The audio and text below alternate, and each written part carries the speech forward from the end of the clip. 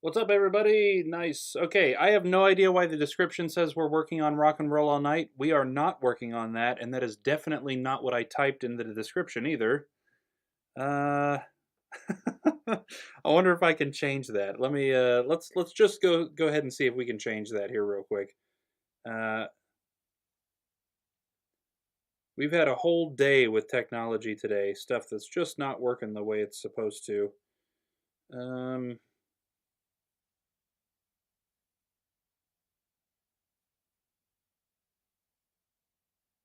there we go. Can I edit this?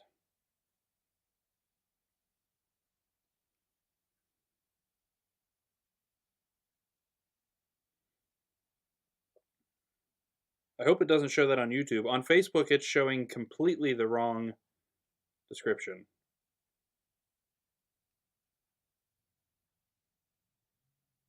There we go. Maybe that'll work now.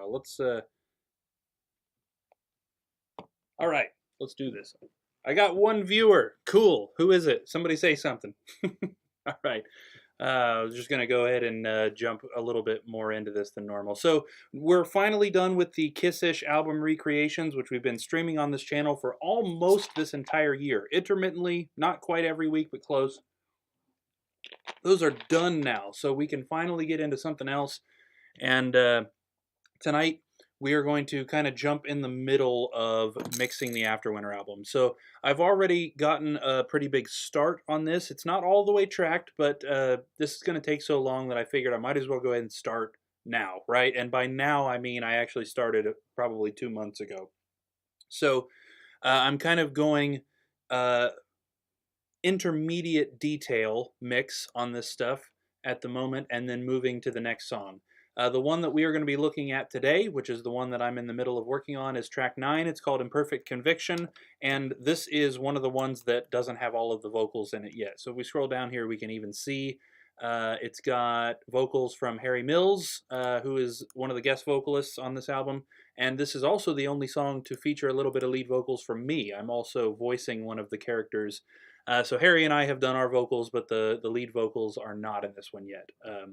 Jerry didn't. I don't think Jerry sings anything in this song, so he's not in here. But this will have a bunch of work from Magenica. Uh, but we won't. We probably won't be mixing vocals on stream anyway. We're pretty late into the album now, and it would definitely be giving away plot points of the story. So we're basically just going to be looking at the music. So this song is very long. This is the longest standalone track on the album at a little more than 11 minutes. No, not quite that. Almost 11 minutes. We're looking at 10 minutes and 40 seconds there at the top, looks like. So there is a longer song technically on the second disc, which is all going to be one big long song, but it is going to be broken up into 6 different tracks. So this one is the longest standalone track.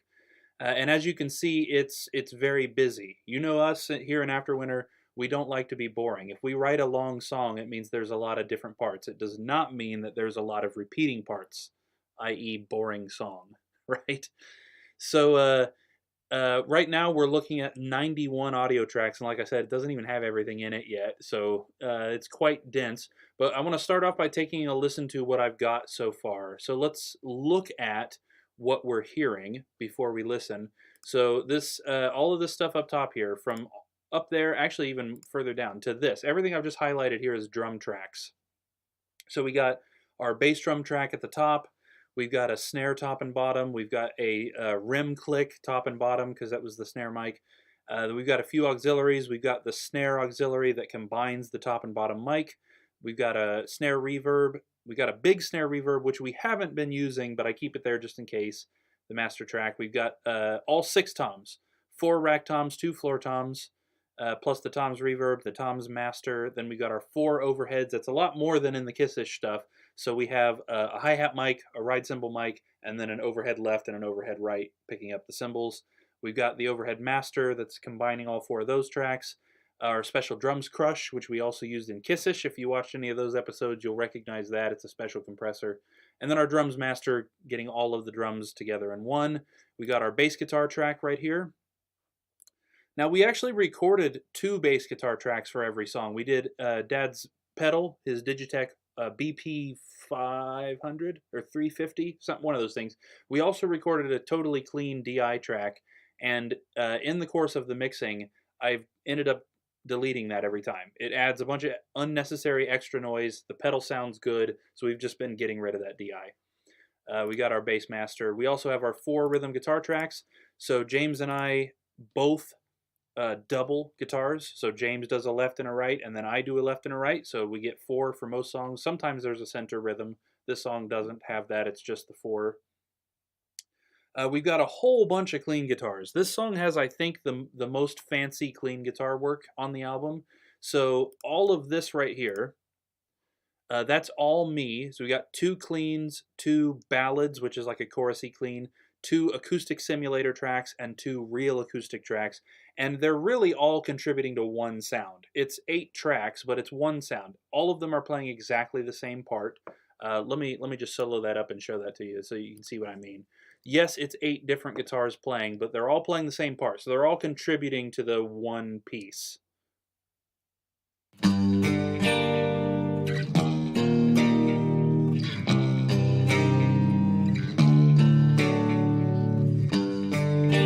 So they're all meant to be kind of one singular guitar part going on.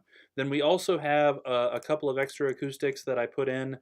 And then down here we've got 3 of James. So James has got a really cool, prominent, clean guitar part in this song that takes up a big section in the middle. Something he's had in his back pocket for years. And we finally got to use it on this, which is great because it's such a cool part. So he quadrupled that. He's got a clean electric guitar and 2 acoustic guitars. And then we've got the pianos in. So Sam has, looks like 5 piano tracks in this song. We're going to be continuing, so I want to start off by listening to all of this together. And then we're going to start putting in the other stuff. So we got a bunch of orchestra elements, we've got a synth thing, we got a few different lead guitar tracks. And then, like I said, we'll probably skip the vocals because, again, we're late on the album here. So we'd be giving away important plot points that you guys don't want to hear early. If anybody is here watching this that isn't in the band and doesn't already know what the story is, we don't want to give away those plot points. Okay, so let's take a listen. This is just what I've been working on, actually just today. I've just been working on this, mixing this song today. So let's dig in.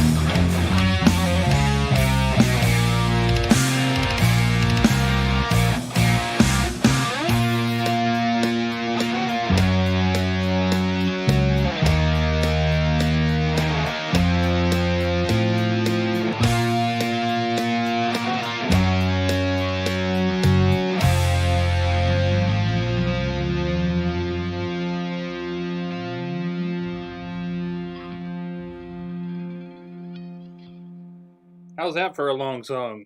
You're definitely not where you started by the time you get to the end of it. Yeah.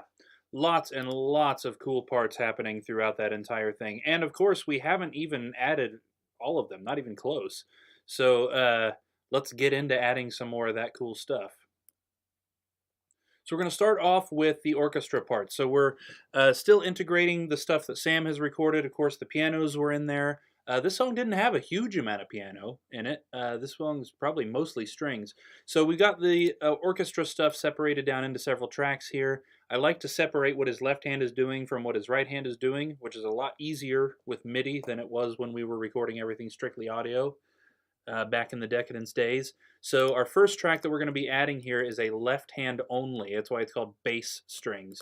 So this is usually with bass strings tracks, I don't try to get them super, super loud because they can really easily cover up the bass guitar and the bass drum. Two things we definitely do not want gone. So we want these tracks to be a little bit more like you'd miss them if they were muted, but they're not super, super noticeable. Circumstantially, depends on what's on the track, of course. But we're going to go bit by bit. We're not going to listen to the whole song. We're just going to listen to the section, make whatever adjustments we need, and then move to the next section that has stuff in it. So let's take a listen to what this track has.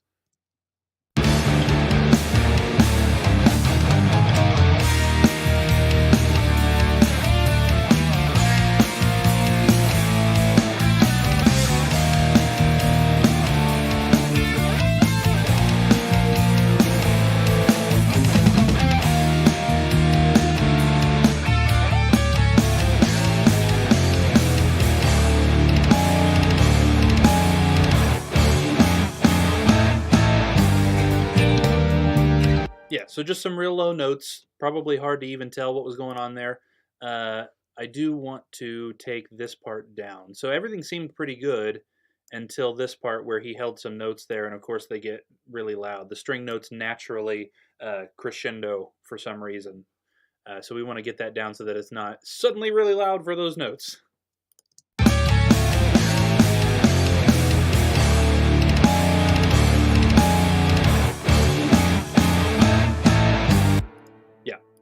I just want to move this a little bit. There we go. Okay, let's see the next section.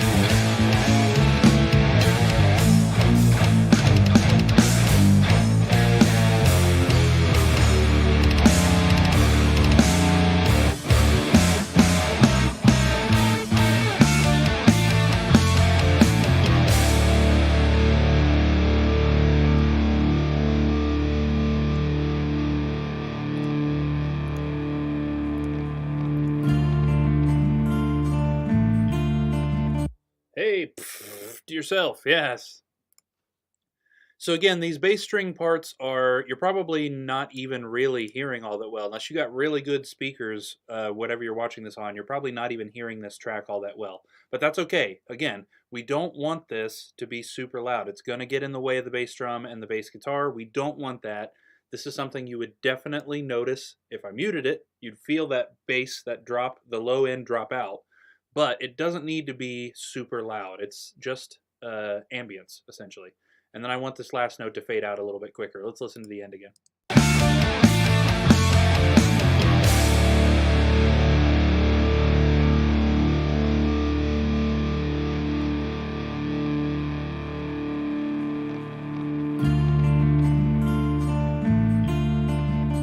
much better. Okay, so the next section. Here we go.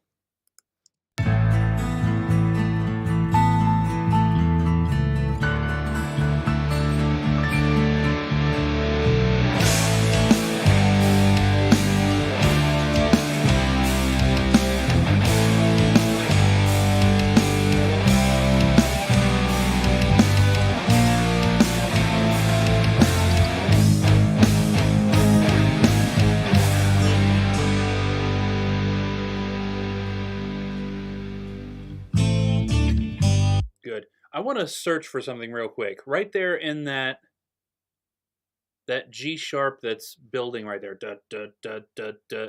I keep hearing a sound suddenly pop in there, and I don't know what it is.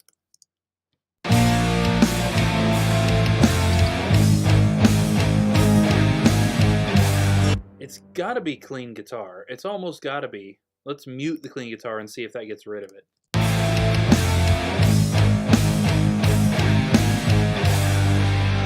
Yeah, so it's something that's happening in the clean guitars right there.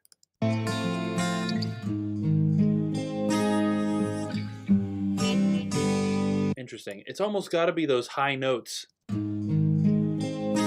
That right there. It's got to be that I'm hearing.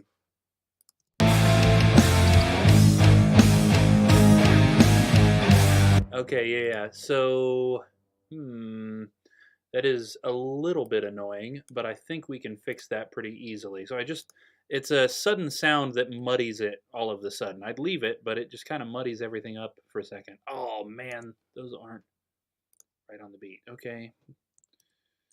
We're going to have to do this the long way. So what I want to do is stick a little node. By the way, in case any of you that are watching don't know, these yellow lines that are on the tracks represents the volume. So when I'm moving the yellow lines up and down, I'm turning things up and down. Most of you probably know that, but in case any of you didn't, just so that you're not mystified as to what in the world I'm doing with weird yellow lines on all these.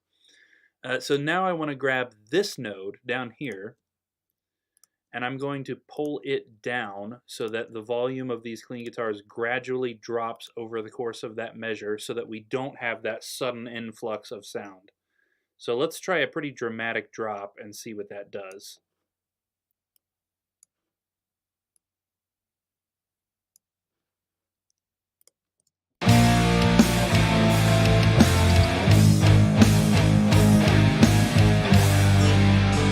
Yes, so I think I want to drop it just a little more, but that definitely achieved. It felt more in line rather than suddenly popping out.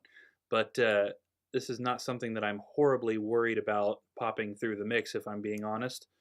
There are more important things going on right here than this little clean guitar part, so I don't want it to jump out at people. Let's turn it down a little bit more.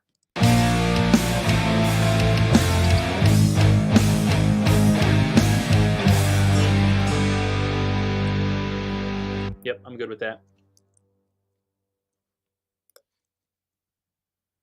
Get everything put back to normal size here. There we go. We'll go back down to strings now. It's funny how things pop out like that. That's not even what I was listening to specifically, but still. Okay, here's our next section.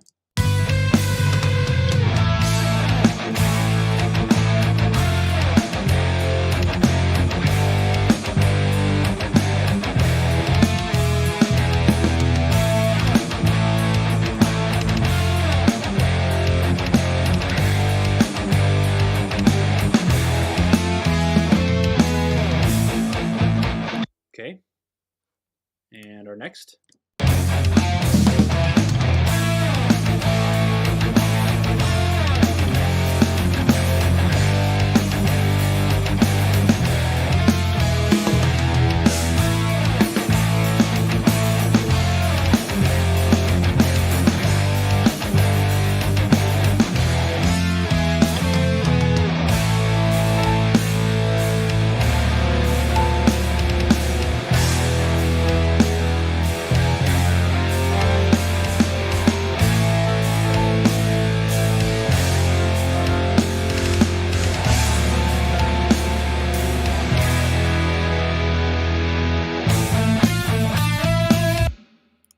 Nice. Hey, James said, hey, Tammy. Nice. Hey, Tammy, yes, she did like it. I hope if she commented, then somehow it's not showing it to me. So, hello. Hello, James. Hello, Tammy. Hello, everybody. Right, yeah. So, I'm not sure if you were in here when I was explaining this, so don't know if my headphones or not, but I'm not hearing any strings at all. You're right. So this is a bass strings track. This is just the low strings, and this is generally something that I don't turn up very loud because it just gets in the way of everything. It destroys the bass drum, it destroys the bass guitar. This is something that's more for ambience than it is for something that you're literally hearing pop out. We just simply have too much going on in our songs for everybody to be able to hear every detail of everything that's going on at all times. Maybe somebody that's better at mixing than I could do that. But this is, the low stuff especially is more something that you would notice something was different if I muted it, but you're also not really hearing anything. So I also turned down that second section. I liked it where it was, but it started to feel really muddy, so I turned it down a little bit. Let's listen to that second part again.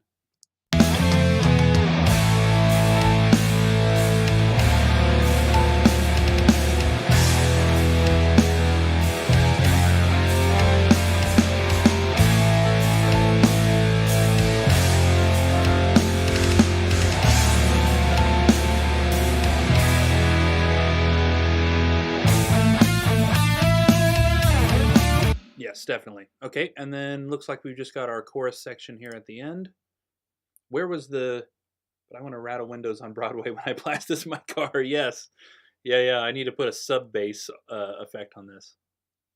Have we done strings in the first chorus? Yes, we have. And they were at -9. Let's start there and see if that's going to work again. This is almost the same chorus. It's a little bit different. It's in a different key, and it's also a little bit of a different emotion this time around too. So it's hard to say if the same volume will work, but let's start there.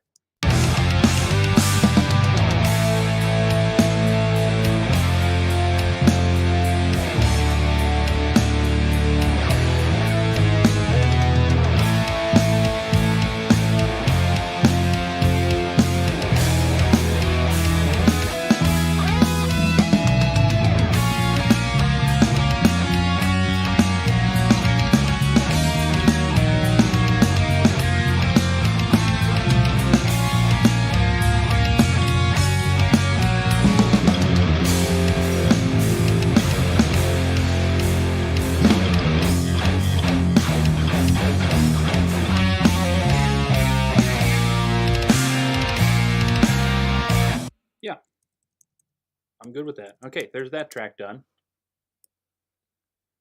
There's Tammy's comments. Hey, Tammy. Good. I was worried for a second that I wasn't seeing everybody's comments. I'm always worried about that with this program, whether or not it's functioning properly. Okay, so let's move on to bass strings 2. So this is going to be pretty much the same idea. We want to feel this more than specifically hear it.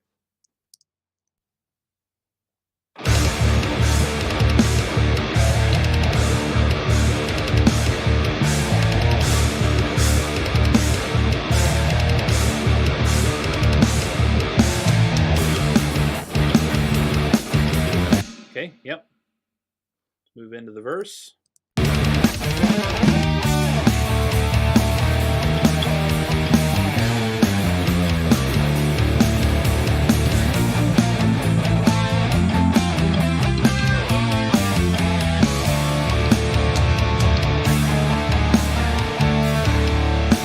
Okay, yep.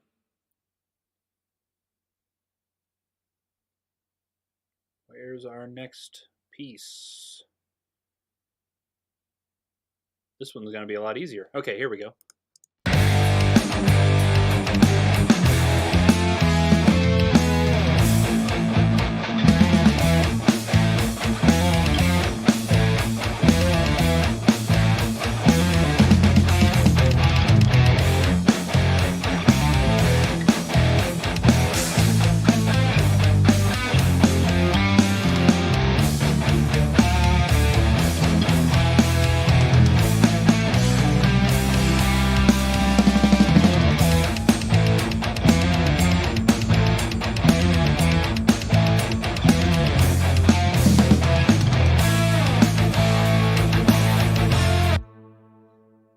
Dad says on YouTube, the description of the video says, "Come hang out and chat while we work on track 10, Rock and Roll All Night." Yeah, I know.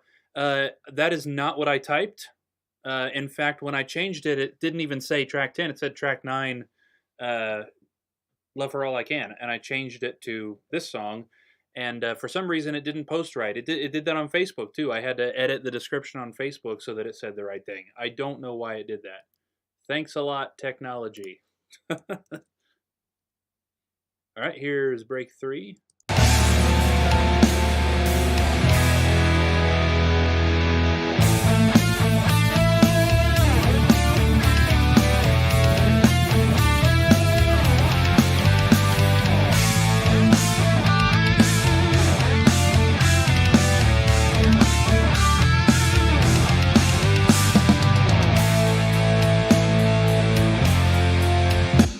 That's probably it. Yep, okay, that's it for that one. Okay, now we'll get into slightly more interesting stuff. So now we're going to get into the high strings tracks, which is stuff that we're going to hear better than we heard the bass stuff. So strings also get in the way of stuff. We're now into the metaphorical icing on the cake, if you will. So the kind of the basic layers being the drums, the bass, and the rhythm guitars. And in the case of most of this song, the clean guitars are also considered, actually they kind of change. Sometimes they're icing and sometimes they're part of the bass layer. And anytime you get something on top of the bass layer, it has the possibility to get in the way of it and just cover it up. And that's just a constant struggle for anybody that does mixing, especially for bands that really layer their songs the way we do. So we're going to be able to hear these high strings a lot better, but we still have to be very conscientious of, are they covering up anything? Are we hearing these at the expense of the rhythm guitars or anything else? Okay, so let's get into this. This looks like it's happening pretty early in the song, the second section of the intro. Here's some high strings.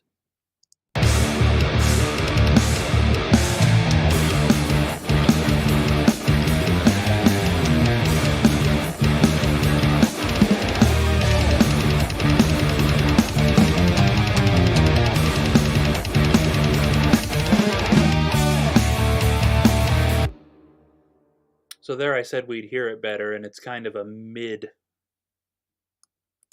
Tone-wise, it's also not going to stick out super hard.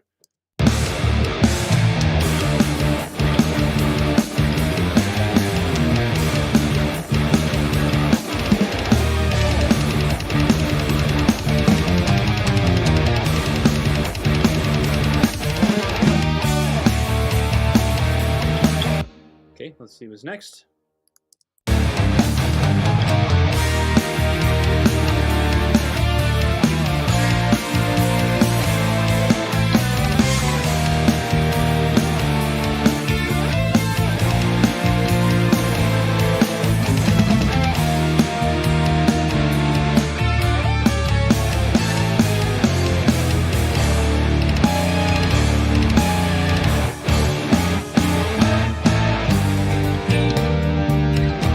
I think we got the general volume of that one. That one's just a little bit of a mess. Sometimes we got loud things sticking out, and then other times it was hard to hear what was going on. Come on. Logic does this great thing to me where whatever volume I want to put it at, it'll skip that volume. It's like it knows somehow. It's weird.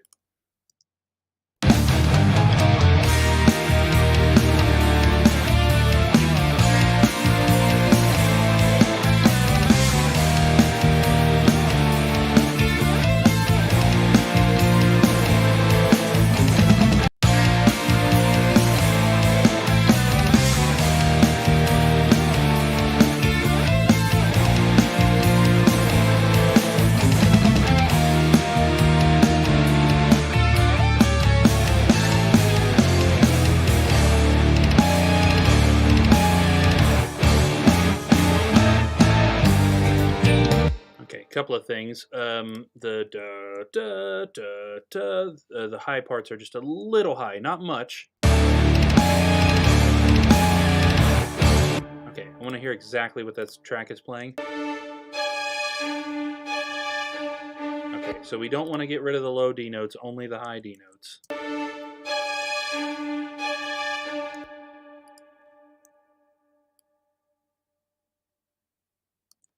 that much.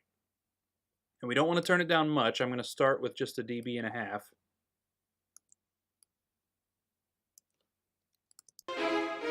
Oh, helps if you got the rest of the stuff in there.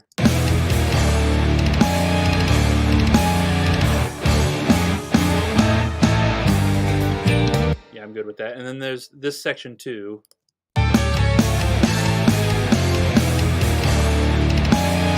Okay, so I'm good with the first 2 notes, da-da, and then it kind of gets buried. So let's see if we can get the other notes up a little bit more. I'd like for all of them to be at generally the same volume as those first 2 notes.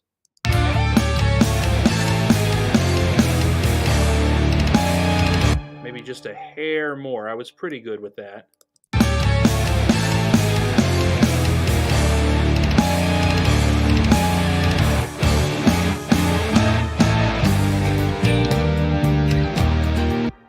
Okay, move to the next part.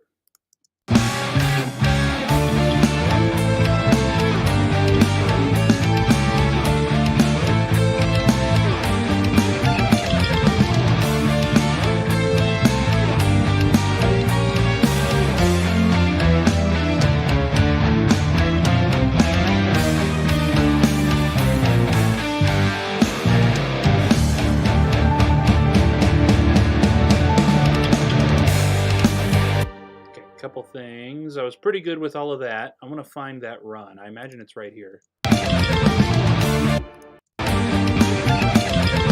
Yeah. Because of the attack on the bass during that part, I think I want the bass to come down just a hair. Just the sudden attack of those bass strings right there make that seem really harsh.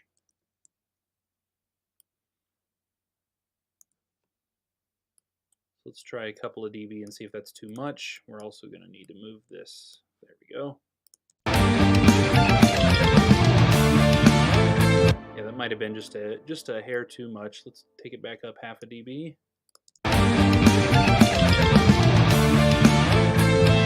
Yep, I'm good with that. Okay.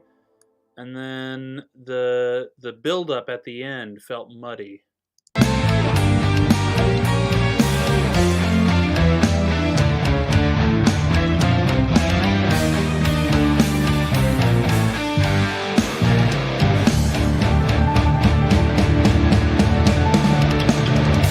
I really like that cool piano run he's doing right there, and I feel like the strings are getting in the way of it a little bit. So let's take the 2 string tracks and just turn them down a little bit right there. I like what they're adding. They're just covering up too much. Take them down a couple of dB. And there was another thing too there. When we start that real Megadeth sounding run down.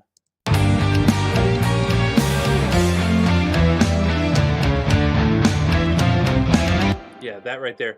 I like that, but I had the pianos jump up in volume there, and I'm thinking now that the strings are in, that's made that a little bit muddy.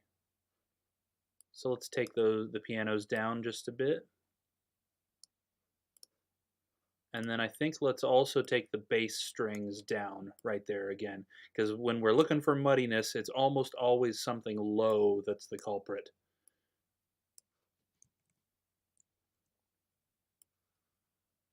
So we'll take the bass strings down a bit as well. See what that does.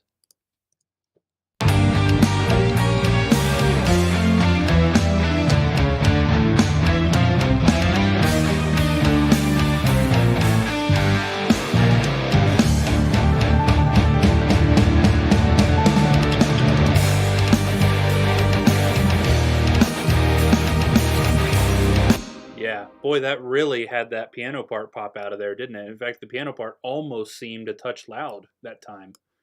Let's take it down 0.5 dB and see if that hurts it.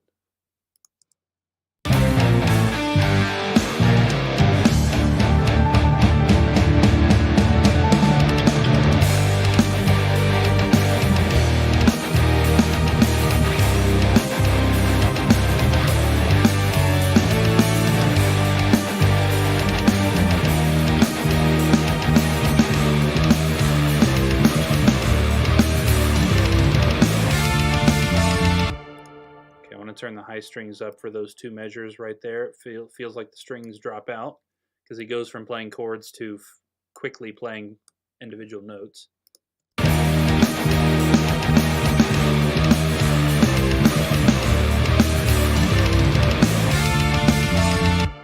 Just a little more.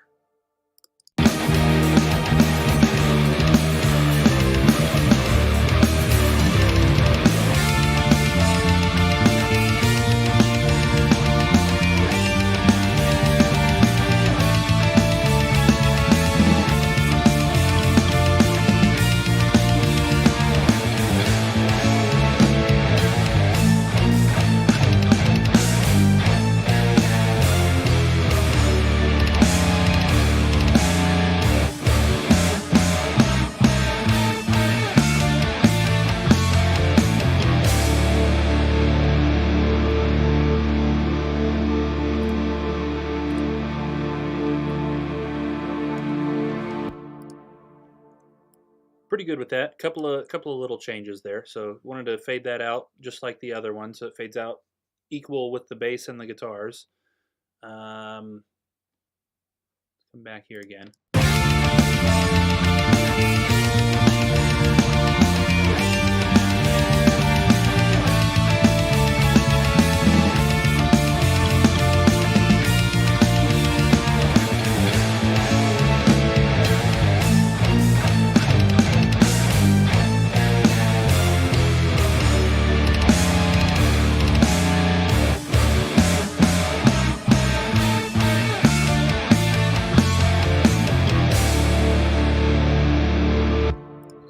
Want this 6/4 measure up on the high strings. It kind of disappears into the mix there because again it's, you know, quickly played individual notes instead of chords. And then there was a measure that seemed too loud back here somewhere.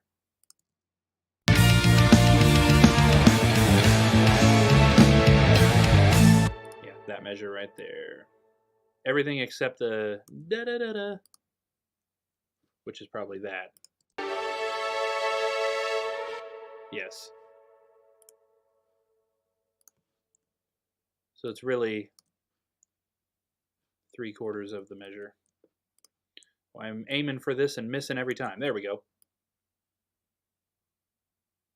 Doesn't need to go down a huge amount, but of course I want to go to 6.5 and it skips it. It goes right from 6.4 to 6.6. Come on, computer.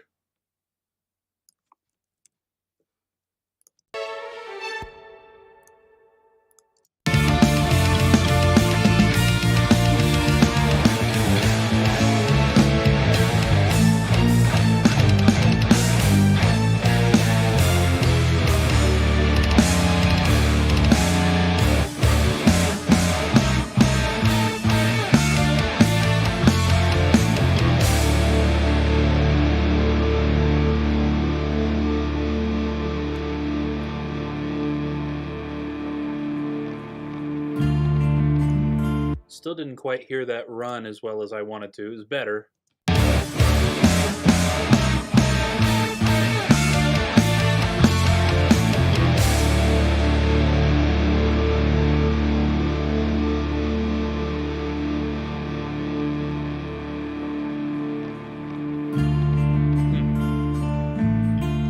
Okay.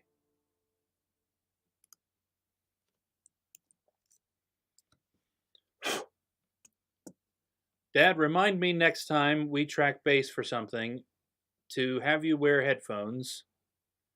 The click track on this song has bled onto the bass a little bit. Just a little bit. I don't think it's going to hurt anything, but with these fancy headphones, I hear it. Right there, I don't know if you guys can hear this, but right before James comes in, you can actually hear the 3 clicks triggering him to come in. And I thought it was on his acoustic tracks, but you can see they're not happening right there. I actually had this issue earlier on the bass too, so I'm almost certain those 3 clicks happen right here on the bass. Right there, yeah.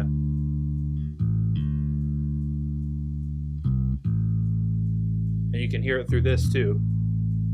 And it's just because we had the click up so high that it came through the pickups of the bass. And there's nothing we could have done about that.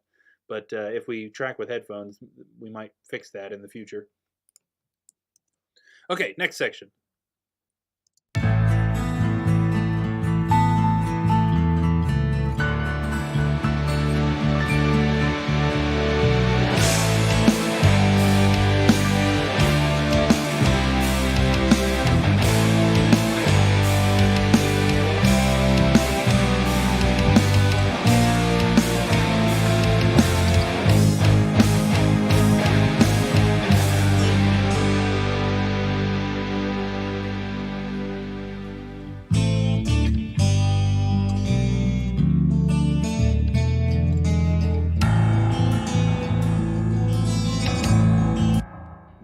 Like that? Man, I love those low piano notes that come in right there. That's like that's a goosebumps moment right there. Okay.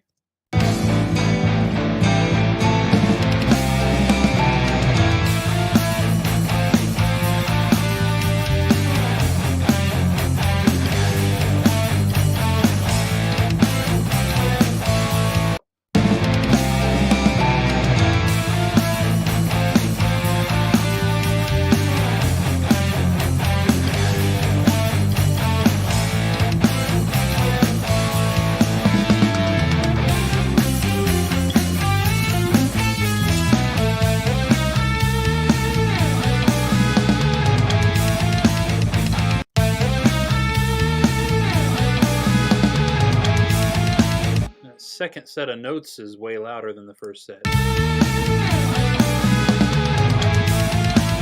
Or rather, you know, that's technically improper. It's not that it's actually louder, it's that it's popping through the mix better. Therefore, we need to make it quieter.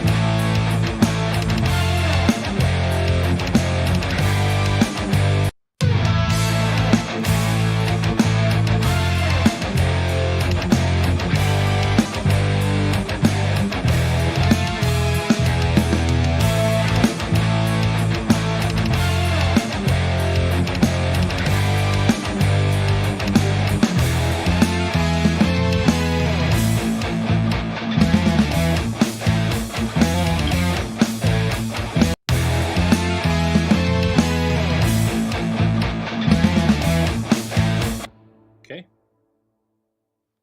Looks like we got the same section again.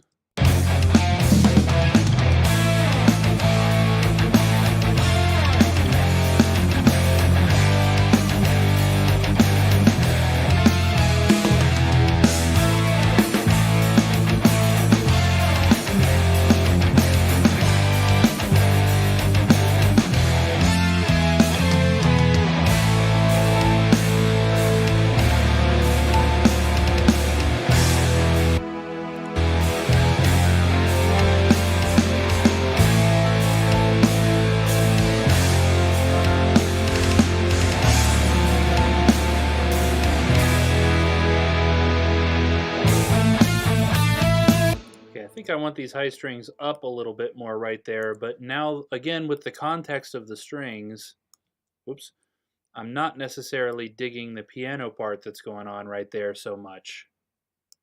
So I think I want to take that down. What's going on after this in the piano track? Nothing. Okay. I think I'm actually going to take that a bit more dramatically down so that we can give more room to the strings. So this is supposed to be a big epic part right here. This is the main character just kind of really letting her heart out about what, you know, how she feels in this moment. So there should definitely be some more epic stringness going on rather than a plunky bong dong bang piano part, which does add. I'm not necessarily criticizing the part so much as I just don't want it so loud.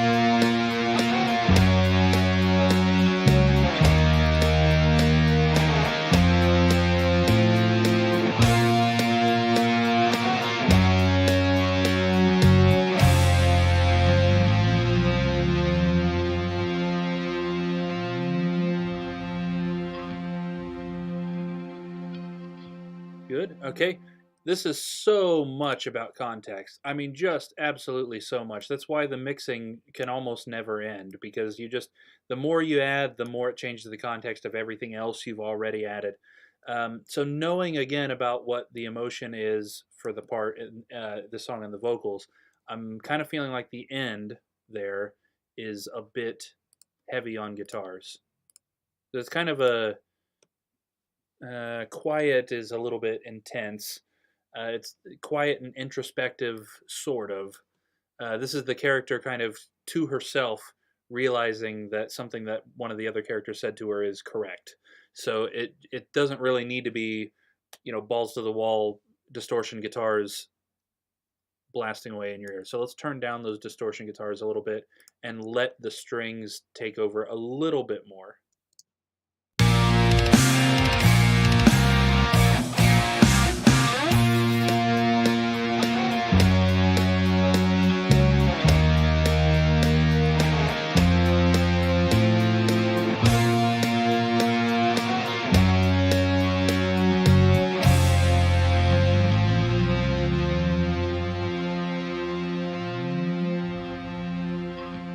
Yeah, I'm good with that for now.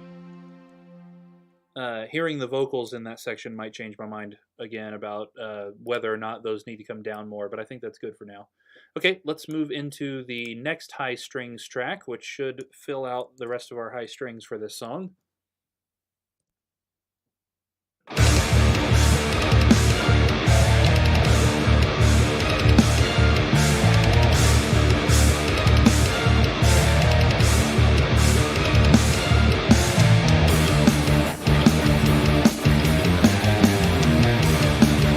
Cool. Got some little high accents there. That's neat.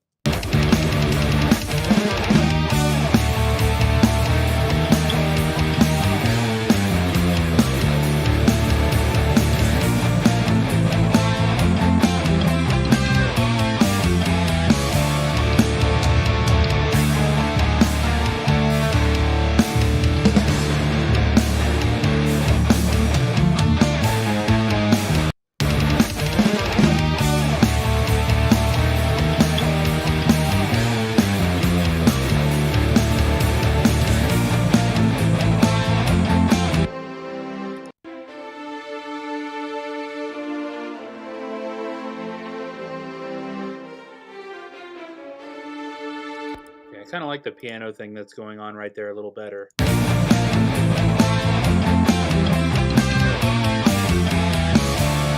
So just over those two measures, I think. Yeah, I think I want to take the high strings down, maybe the low strings too, just for those two measures, just to let that piano pop through a little bit more prominently. Yeah, let's go ahead and take the low strings down right there also.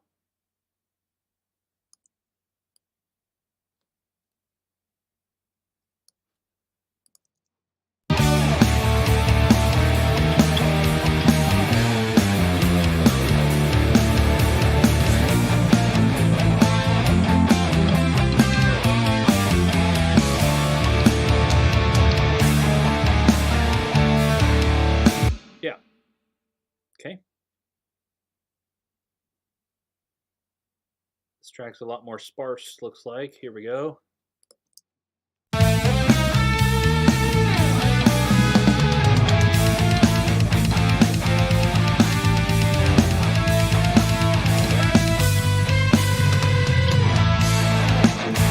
Okay. Yeah, so that's a repeat of a riff earlier, but there's also a guitar solo that's going to be on top of this, so we don't want it to be super loud.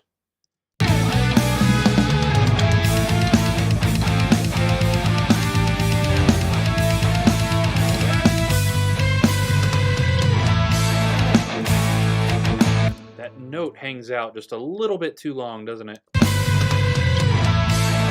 So we kind of stop that note right around here, but it holds out a little bit longer. Let's get a real quick fade on that, like that.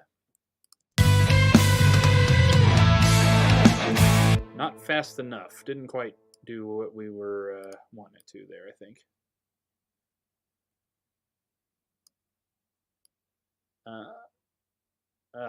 There, okay.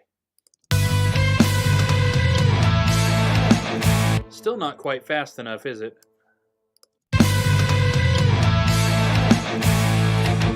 There we go. That felt a little bit more natural.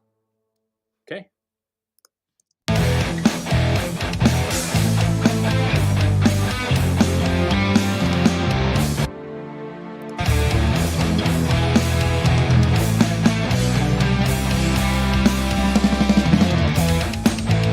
There's a weird spot for that to suddenly jump in. No strings on either side of it.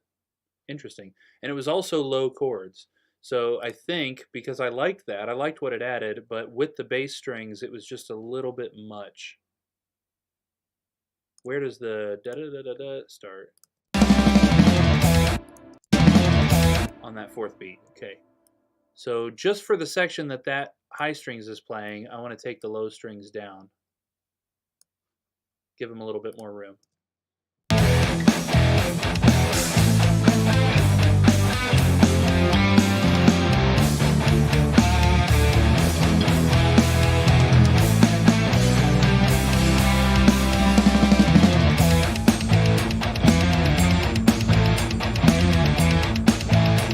Okay.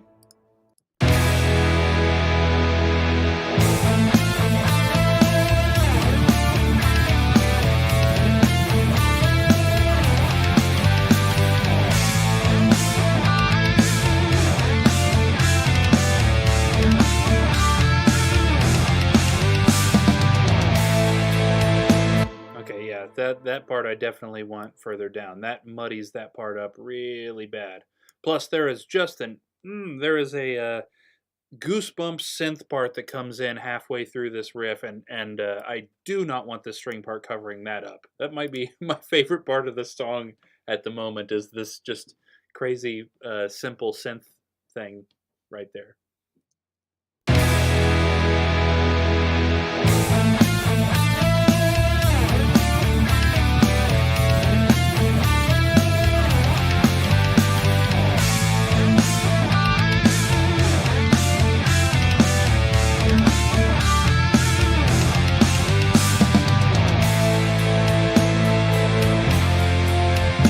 Yeah, so we're kind of going to let the guitars take charge of that part. Now, there's also a French horn part happening right there. I'm not exact. It's probably following the riff. I'm not exactly sure what it's doing, but we'll kind of see what that does. Okay, here's another little section here.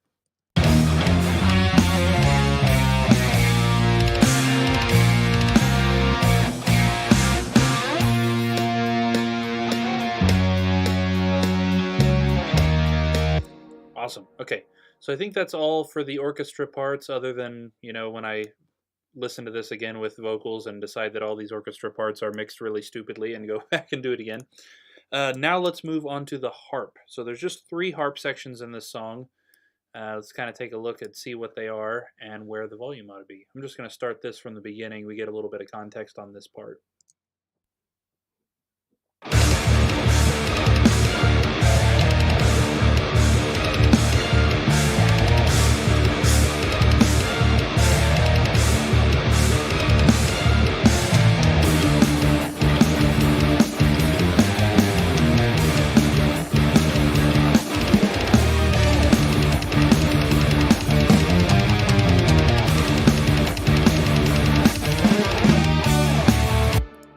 I like what that's adding, but there's a really annoying mid frequency that's just getting in the way right here.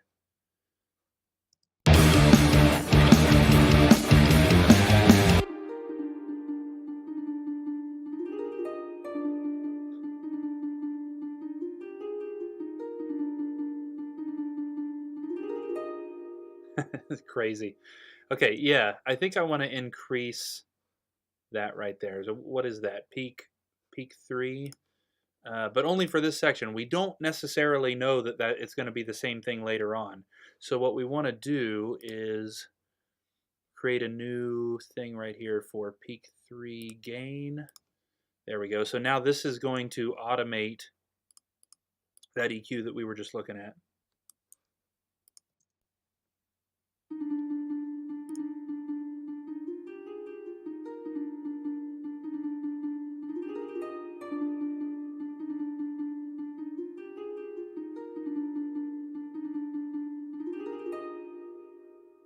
And then this peak, watch it, it'll actually go up by itself right here.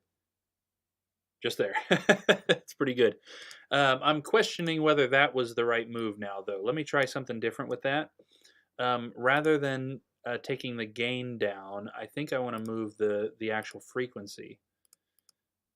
Take it down closer to 300. So now we've moved this. So if we take that back over here, you'll watch it move to the right.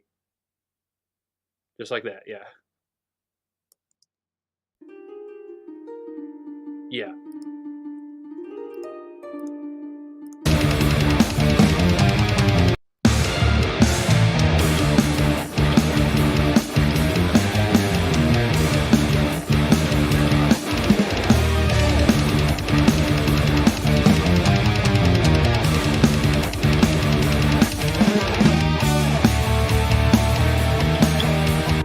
Gives it a lot more of that kind of big orchestra feel there. Okay, let's see what our next section is. Tammy says, very interesting. Yes, absolutely. Okay, let's see what our next little bit here is. Oh, you know what? I think I know what it is. I think.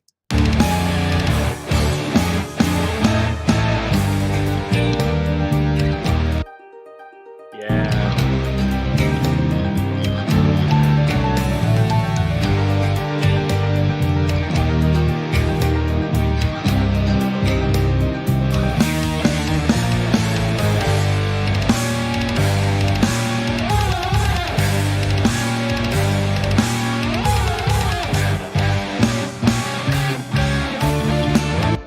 I love that. That's super neat.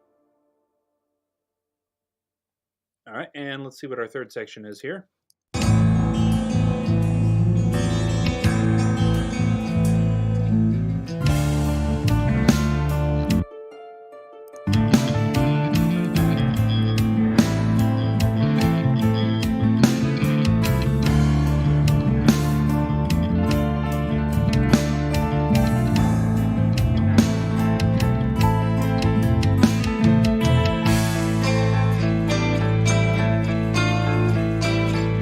Very cool. So at that point, the harp is just about playing what James is playing. It's not exactly what James is playing, but it's really close. So it kind of helps give that riff that epic orchestra feel, which it didn't have earlier on in the song. Take a listen to just James and that harp part.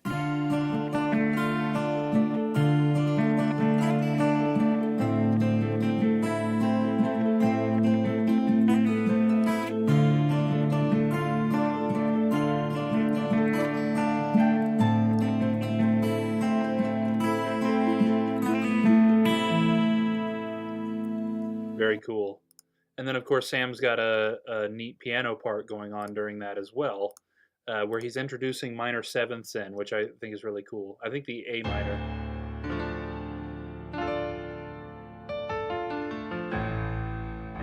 There.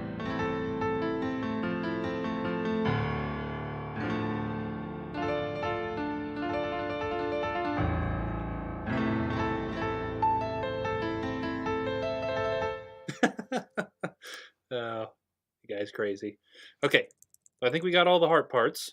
Now let's take a look at our French horn, which is happening during that kind of 80s-y sounding riff there near the end. So let's take a peek at what it's doing. I imagine it's following the riff.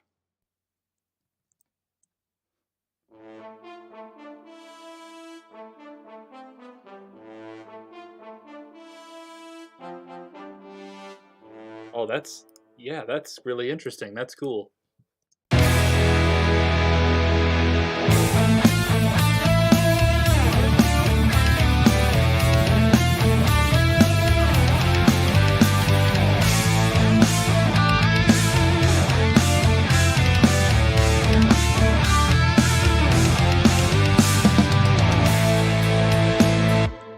Okay, that makes me feel better about turning that string part really far down. So we basically have just replaced it with French horn.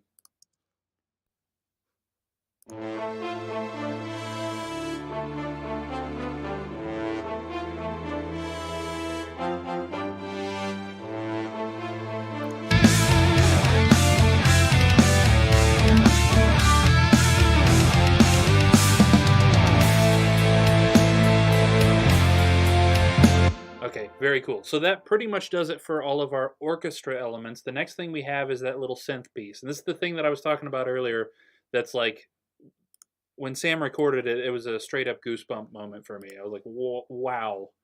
It gives you such a 80s vibe, which that riff to me already has kind of an 80s hair metal vibe to it. And then adding this little synth part makes this part just so much better. Harry says, do we here? Yeah, totally. Is the best. Can't beat that. What are we if we're not making weird noises at each other? So let's get this synth part in there. Now this is not something that's going to be super, super prominent. This is a background part, but it's one of those things that like, now that I hear this part without the synth, I feel like it's missing. It's one of those things. So let's check it out here.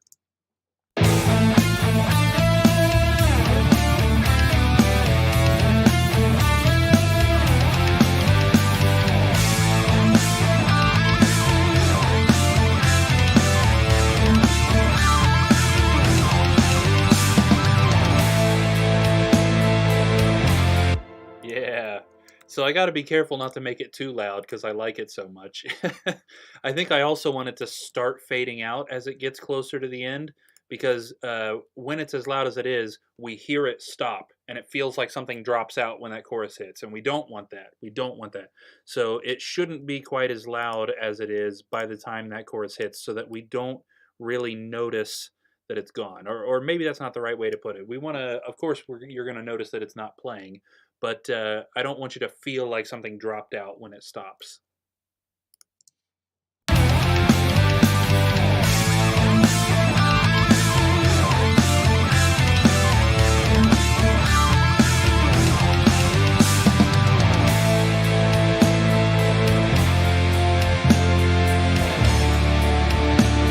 Yeah, I took it down just half a decibel again. I feel like I'm pushing it a little extra loud because it's new. So to my brain, it's more interesting than the riff, because the riff has been written for 2 years at this point. So I got to make sure. I got to remember that the riff is the point of that section of the song. So we got to hear that riff. But man, I love that synth part. Okay, let's move on into leads. I think we're actually going to do this in backwards order. The distortion lead at the end. So we got a clean lead that happens during James's big acoustic section. And this one's going to be a little bit tricky. You can see it's turned really far down, almost to nothing right here. And that is because, unlike normal with a lead, this isn't really the point of this section. So the point of this section is James's acoustic guitar part. There's something really, really bad has happened to our main character at this point in the story, and this section right here specifically is her at her lowest throughout the whole album. This is her. We're basically, there's no lyrics right here. It's basically just trying to get the audience to feel her sorrow. This is supposed to be that deep-seated, hopeless feeling, like everything is lost. So the lead here is supposed to kind of give a little bit of an extra flavor to the acoustic part, but it's not supposed to be super loud. So it needs to be in there, but it needs to be really laid back too, so that it's not detracting from what James is playing. Because again, what James is doing here is the point of this section. So let's take a listen.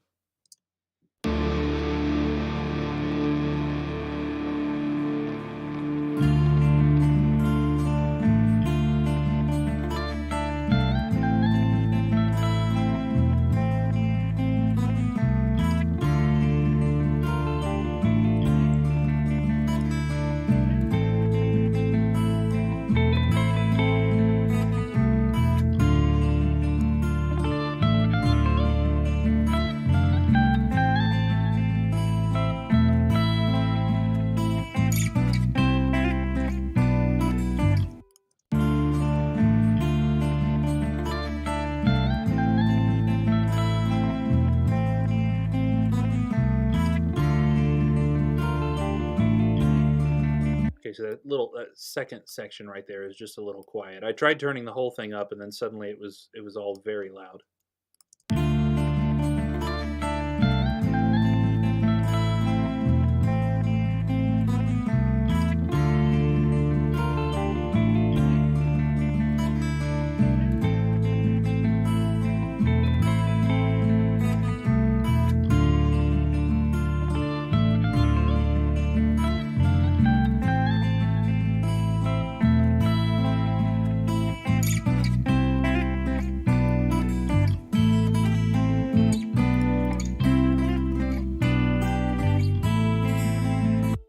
I'm still kind of feeling like it's starting to really draw attention away.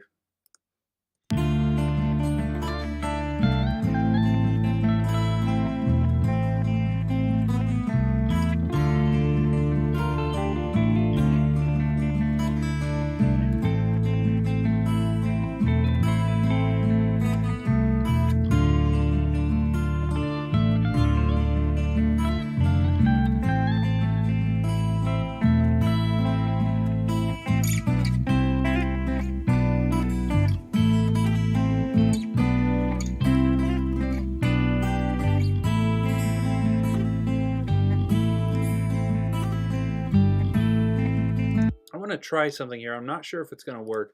I want to put a reverb on this to try and make it sound a little bit further away, and maybe that will help it accomplish what I'm hearing in my mind. I still am worried that because of the nature of what it is, it's a lead guitar part, that it's detracting from what James is doing. And I don't necessarily want to take it out, but maybe that is what needs to happen. I don't want it to be the main focus. So let's see if we can push it a little bit further away from us so that it's not quite so up front.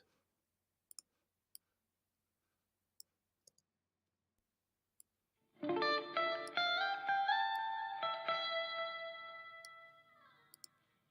try a bigger one.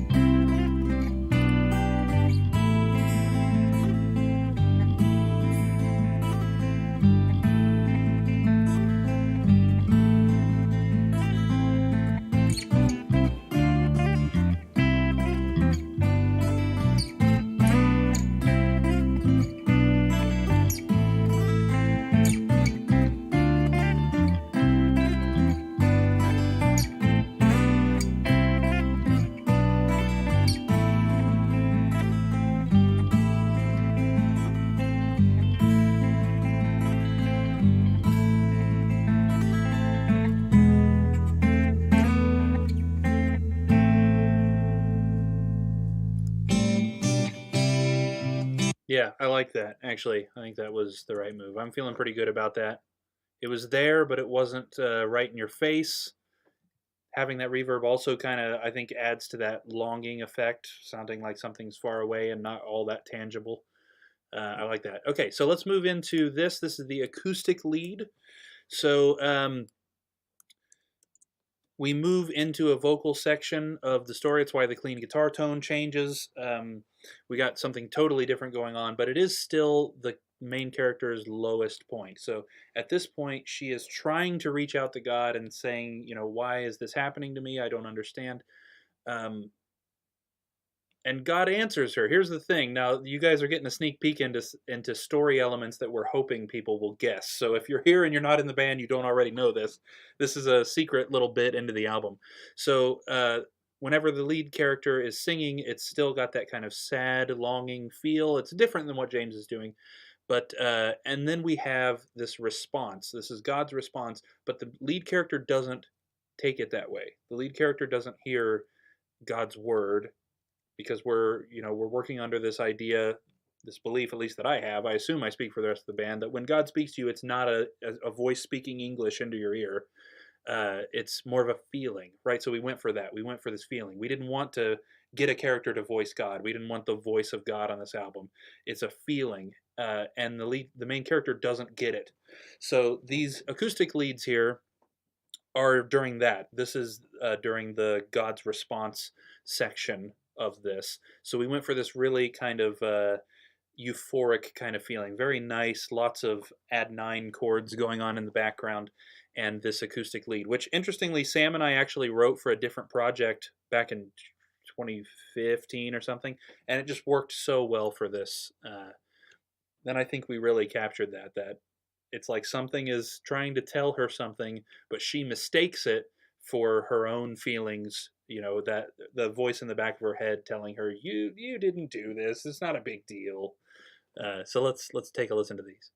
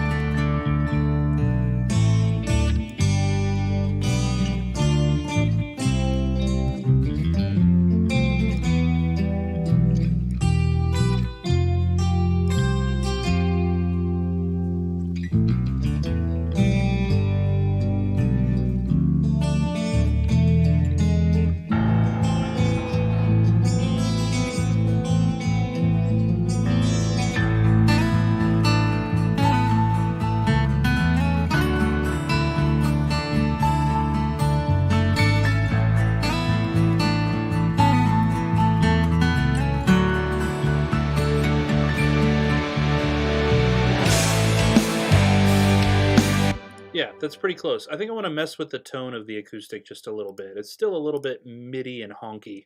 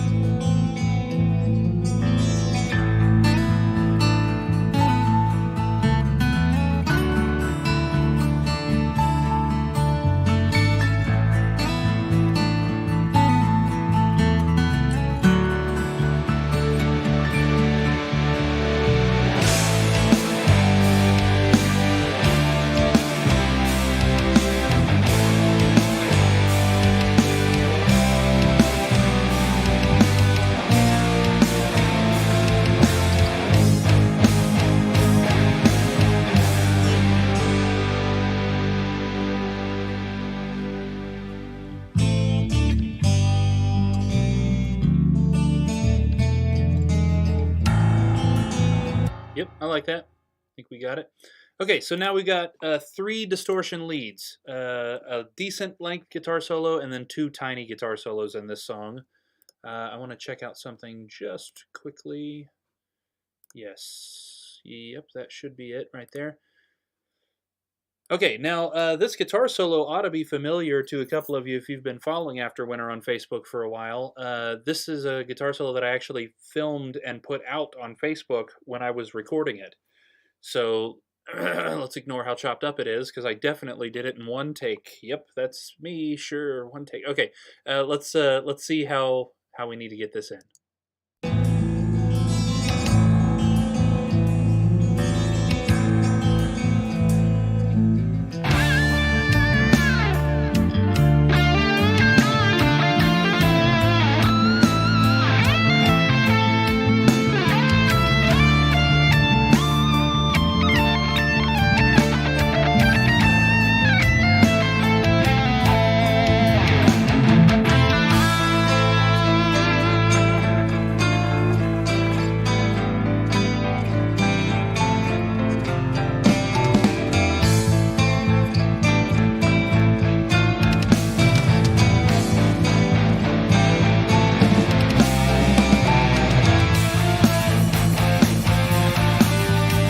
Pretty good with that, yeah. I love that. So we return to the feeling of James's riff. So this is back to James's acoustic part that we heard earlier with the lead. We were struggling to keep in the background, but this time it feels a little different. This time the lead character has gotten some stuff off her chest. So it's still that same riff. It's still that same kind of all hope is gone kind of feeling, but it's also got this soaring guitar solo over it. It's got the drums, the bass, the piano, all giving this kind of, Riley hasn't really given up hope. That's the lead character's name, by the way. She hasn't really given up hope. She's in a dark place, but she's still kind of got this, maybe things will get better somehow. Let's listen to that one more time. I just want to make sure that because I adjusted the volume in the middle of us listening to it, that it's still okay at the beginning.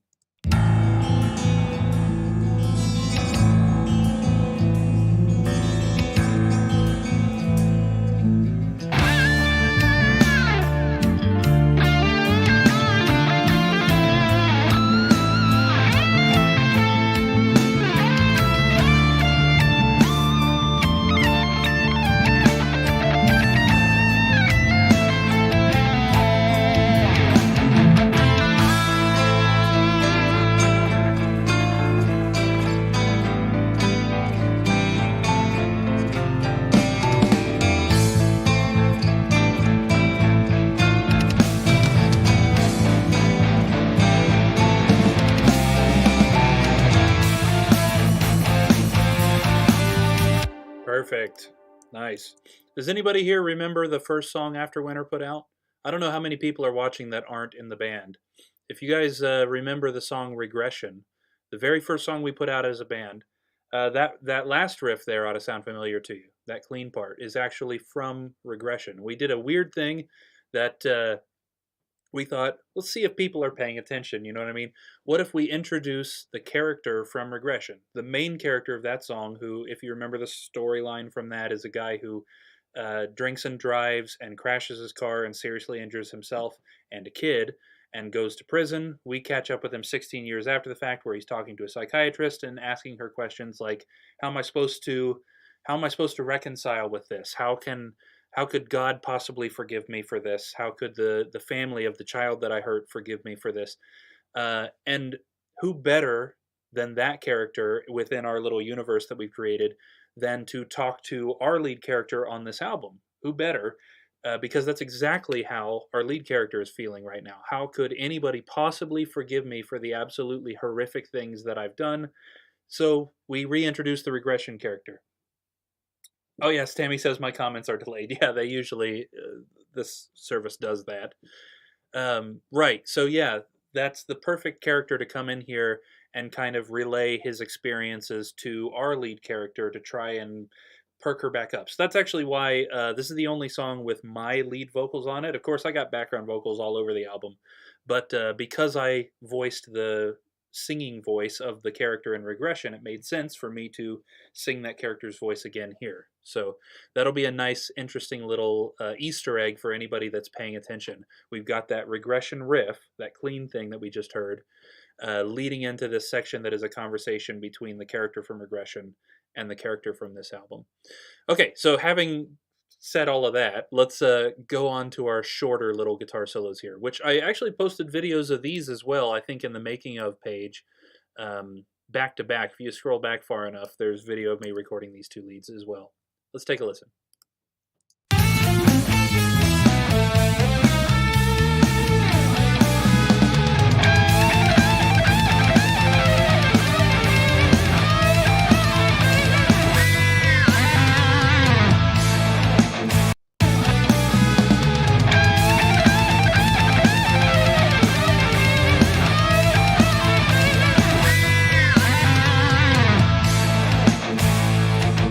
Okay, I'm good with that one. How about the second one?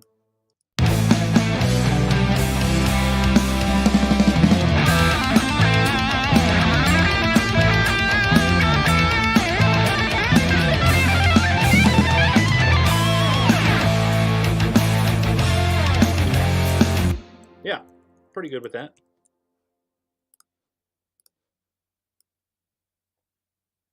Okay, so I think we've actually got all of the elements in this song that I intend to do on stream today. Like I said, we don't have the actual lead vocals recorded yet.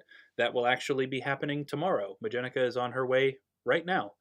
So this is the song she's going to be starting with tomorrow, too. This is where she left off. So she did the front part of the album all the way up to this song. So she's going to be starting here tomorrow. But we do have Harry's lead vocal and my lead vocal both in here. I'm just going to go ahead and wait to mix those in until we have everything so we can get a better context on that. Plus, I don't want to give too many story elements away, at least not any specifics. So, tell you what, guys, I have to pee and I have to go grab my other pop because I'm running low. So, why don't you guys take a listen to this from front to back again? I'm going to go take care of some business and come back and listen to the rest wherever we're at and see how everything's balancing out.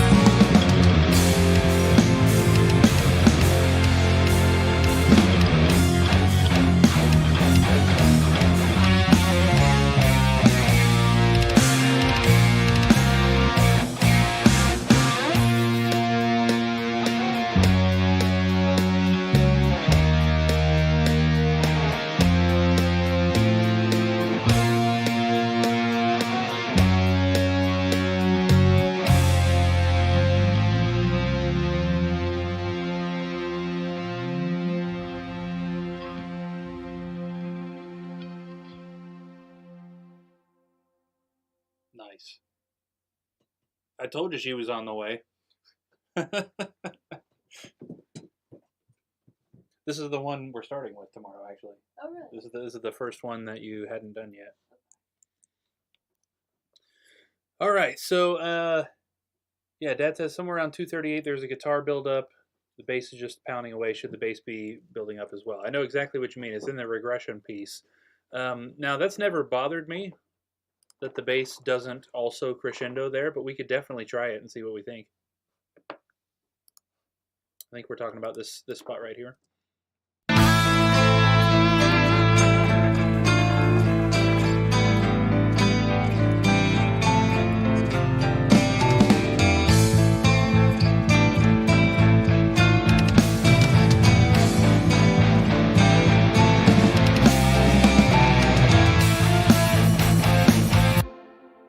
Yeah, I don't know. I mean, it doesn't bother me. Let's try it and see what happens.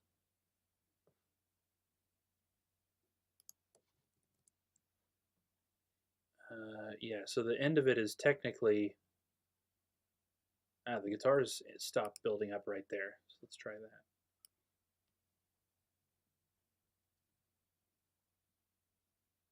that. Come on. There, 50. Okay.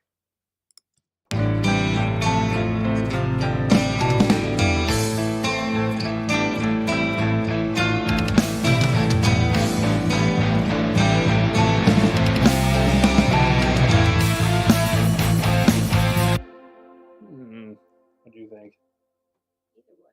Yeah. I didn't care for it, but I can't decide if it's just because I'm used to hearing it there. Yeah, you know what? Let's leave it. Let's leave it up. I can't honestly say that that's like musically the best decision because again, I'm not 100% sure that I'm not just used to hearing it there, but I don't know, that didn't hit me right when we listened to it just then. Okay, I'm pretty good with all of that. Now, keeping in mind, guys, that this is not finished mix now. You know what I mean? Like, that's what we just heard is not for sure how it's going to be. We still have a ton. Obviously, there's a bunch of vocals to add to this. We still got your part there, which is most of the song. And then there's a million background vocals, which could change the context of all of this. Plus, I fully intend to go back through after I've given myself some space from each song just to kind of do a better context mix. You know what I mean? Mixing goes on and on and on forever, especially when you have 91 tracks in your song and we're not even done filling it yet. So let's go to the next one, see what we're looking at. We won't be able to get too far into it, but why not? So now we're going to Unveiled, the song Unveiled, which is another one of my favorites. This is one that we've discussed several times, could be a single, except for that it gives too many story elements away. So we'd never be able to release this one before the album comes out. Sucks a little bit, but it's a really good song is kind of the point. Okay, so we have another quick thing we have to do here before we start mixing this one. First off, I'm going to need to send all of these tracks to you guys so that you can even hear what's going on. Let's just start here. So Sam recorded this whole album using MIDI. And that's what some of this green stuff is. So this right here is MIDI, as opposed to audio. Now, MIDI is really hard on the CPU. That is not the button I meant to hit. And so I don't like to have it in there when I'm mixing. Just making the computer do a whole bunch of extra work that it doesn't need to do.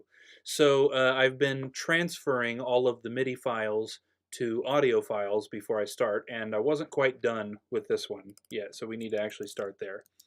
So I'm setting up the audio driver so that you guys can hear what's going on, and also the headphones. And we're going to make those blue. Yeah. Very nice. This is also typically where I separate what Sam's doing with his left hand from what he's doing with his right hand. So that's why this is just a little bit of work. So we're going to double this track and call this first one bass strings 1 and also high strings 1. We're going to do the same thing down here to this one. So now we just kind of need to listen to what's going on each one of these so that we can make sure it's on the right track.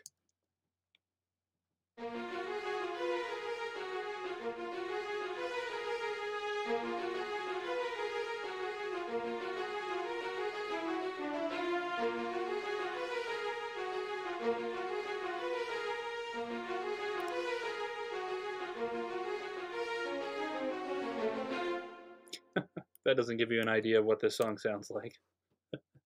I've been giving that riff to students as a hand practice. Oh, yeah? There's a couple of them that can do it slow. Pretty funny to hear. I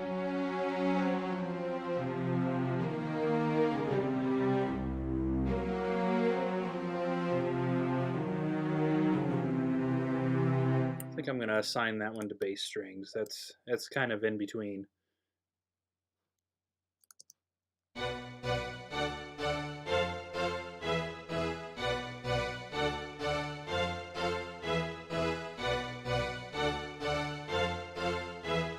This one's got a little bit of both. So what we're going to do is go in. Now this is the bass one, so we're going to take all of these high notes and delete them. And then we're going to go down to the copy and take all the low notes and delete them. Now we've separated it.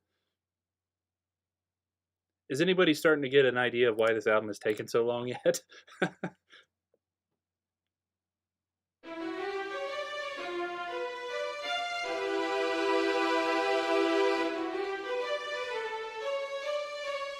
So that's all high.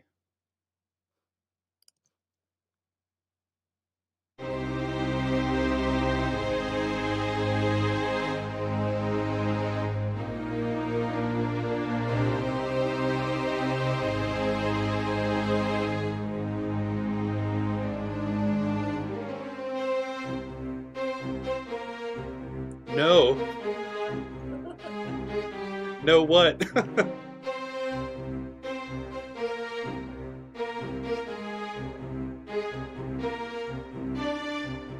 Is the no in reaction to me deleting stuff? Or in reaction to me saying the album's taking too long? Okay, so we have a mix here, so we need to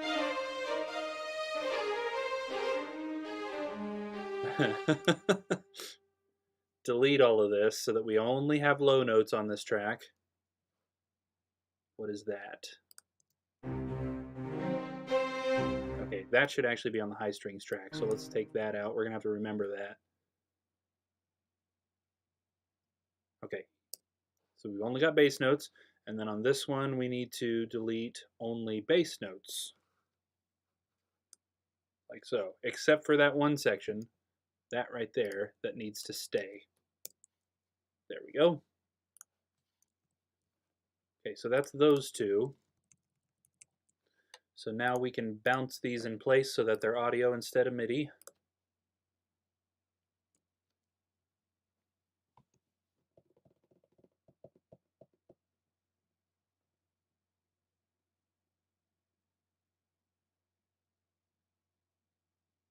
And then we've got another strings track we need to do the same thing to. Luckily, it doesn't take... No idea why the album is taking so long. Yeah, that's right.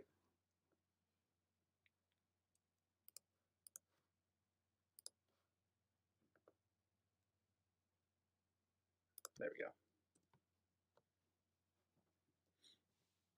You know, there's a weird thing that I don't do that I notice a lot of other producers doing, and I don't know what this is, if it's like that little tiny touch of OCD, but the audio tracks are still green, right? Just like the MIDI tracks are, and I can't stand that.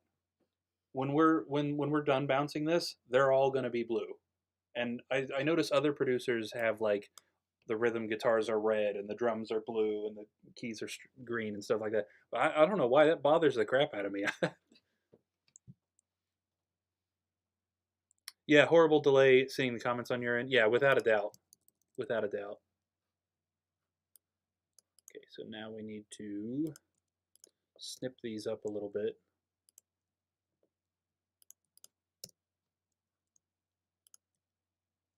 That's a little too close.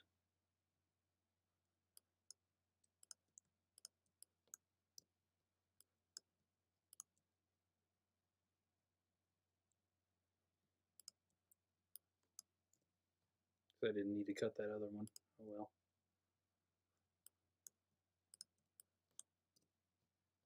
Okay. Now we don't need to save these, so they're safe and sound in a different project, so I'm not literally getting rid of them, I'm just getting rid of them out of here. And then we got our other track that we need to do that to. So this is going to be bass strings 2, and this one is high strings 2.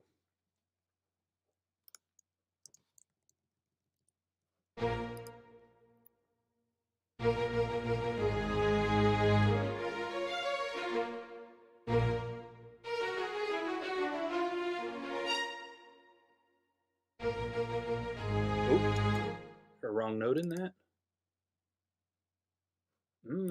Nobody heard that. It's gone. It's not in there.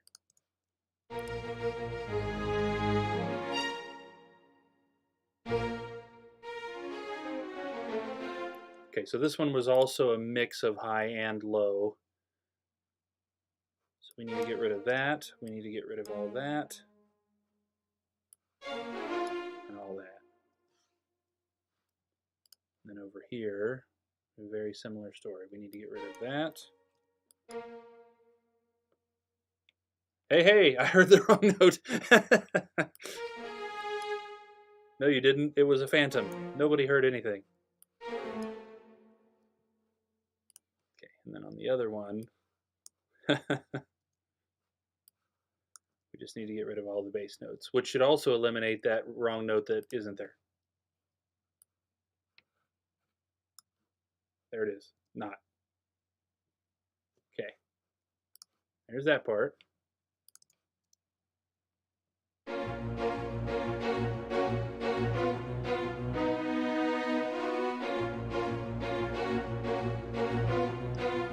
Sounds like Pirates of the Caribbean or something.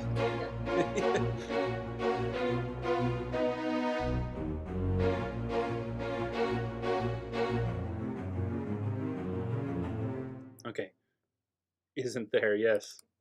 So lots of separation here going on. And this is more typical. Most of them are mixed. So we'll leave that big run on the bass track. There we go. That should also be on the bass track, which means we can just delete that there.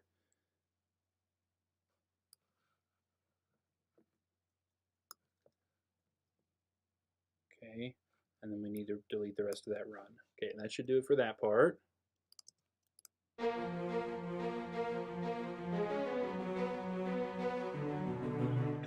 Yeah, make a killer dance track. That's awesome. So that's all right hand.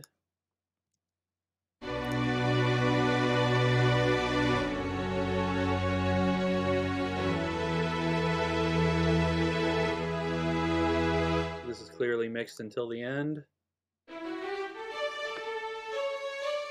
And that needs to stay on the high track.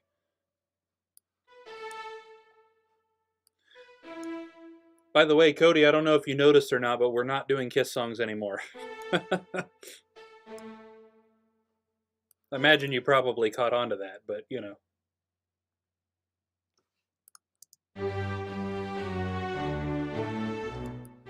So, whoops.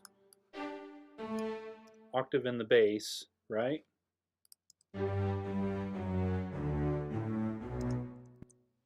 Okay, I did delete an extra note. Need to leave that.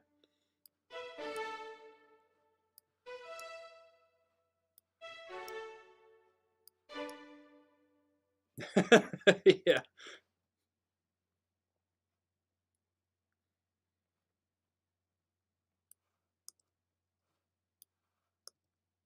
I think this is the last piece that we need to do this to, though. So we should be able to get back in. A lot has happened while I've been away. Yeah, it's true. Yeah, so we finished all of the Kiss album recreations for the time being, anyway. So now I'm just going ahead and working on the Afterwinter stuff. Which so you're on Twitch. I'm kind of curious because Facebook and YouTube both screwed up the description of this and claimed that I was working on Rock and Roll All Night, which I am clearly not. So I'm kind of curious if YouTube, Twitch rather, did the same thing.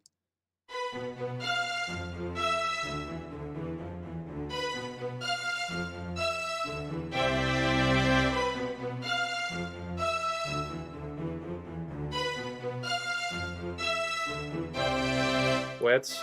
That's going to be confusing to mix. And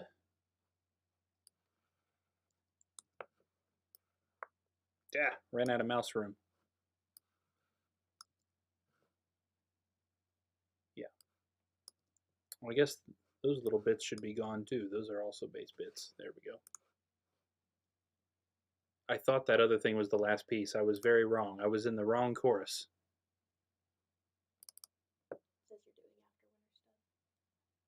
Okay, good. Good. So this is basically the other chorus again. Oh yeah, this is actually a literal chorus repeat from a chord standpoint anyway. The guitars are playing a different riff, but the implied chords remain the same. So Sam's keyboard part also stays the same. That happens so few times in Afterwinter songs where we have a literal repeat.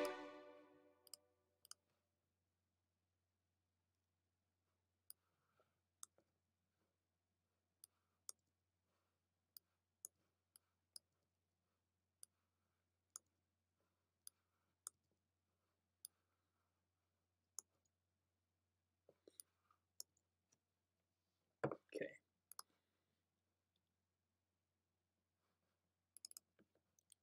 So this is clearly mixed. So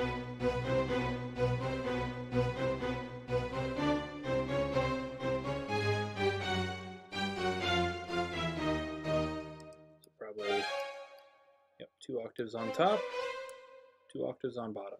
Yep.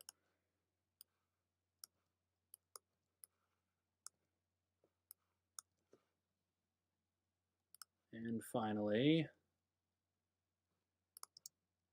oh, we're on bass strings.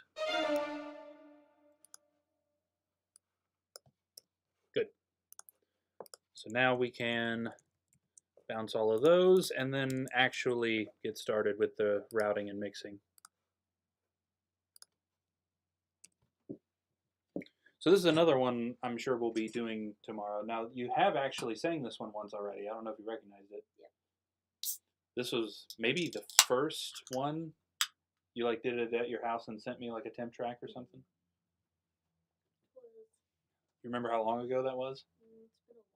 It's been a while. It has been a while.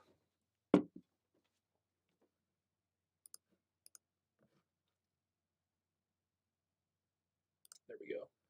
We are very close to the 3-year anniversary of the existence of Afterwinter, actually. That's October 27th, I think. So we're a little more than a month away from our 3-year anniversary, and we have 3 songs out, right? A 4th one almost out, and this album that we've been working on literally the entire time.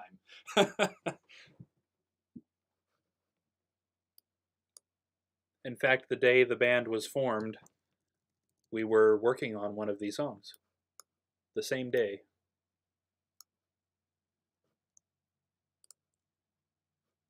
Partially because we were already getting together thinking we were writing for something else. And then something else fell through.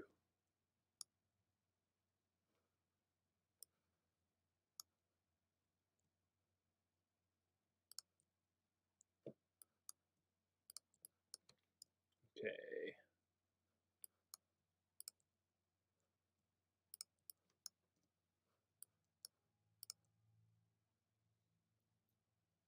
Weird. Huh. We're close to homecoming. That's not tonight, is it? I don't know. So out of touch with sporty things. There was apparently a high-speed police chase in Greenville the other day. Yeah, I heard about that. Something to do with an Amber Alert, I guess. Mm-hmm. Crazy. That sort of thing doesn't usually happen in Greenville.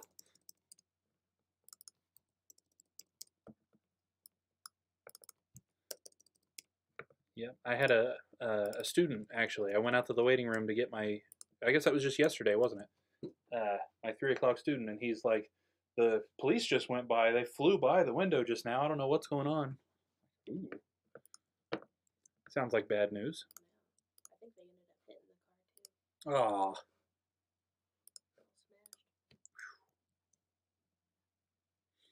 See, all blue. As it quote unquote should be. Ugh. Oh no. Can I make it blue and tan? Oh man. Oh, you just hurt my entire feelings right there. Okay, so we're gonna do this the way we pretty typically do here. We're gonna be grabbing all of the mix elements from a previous mix that we've done and start there. Oh, you know what? I'm actually gonna take it from the one we were just working on so that it also brings in some of the stuff that we're looking at here. Yeah. So anybody familiar with the Kiss-ish streams probably knows what's next. The first thing that we have to do once we're ready to start mixing is called routing. It's a little bit boring. It's a lot of me clicking and just sending the outputs of audio into different places, affecting them in different ways, and then having them join back up at the end.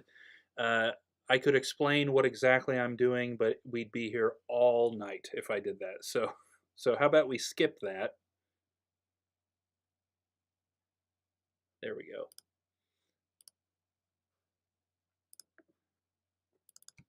And I'll just explain a little bit of it so that there's not complete silence while I'm clicking.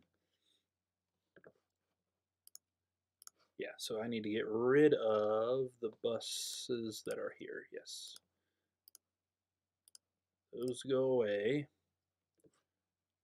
Very nice. Okay, so the first thing we're going to do is set up the end chain. This is the last set of things that all of the tracks go through before they reach our ears. I know they are behind my head. It is 4 tracks here. The router that is kind of the main master. Then we've got a vocals only master, a drums and instruments master, and an instruments EQ that only some of the things go to. And those 4 auxiliaries make up our end chain. So everything in the whole song is going to go to one of those 4 at the end. There we go. And we've got some effects on there that just kind of make everything a little bit better. We shouldn't need any of these tracks. We can get rid of those. So let's set up our drums first. Here's our bass drum and our drum master. So those are going to go up here. Looks like we got a couple of cymbal overdubs on this song as well, so we're going to need to bring in a couple of extra tracks.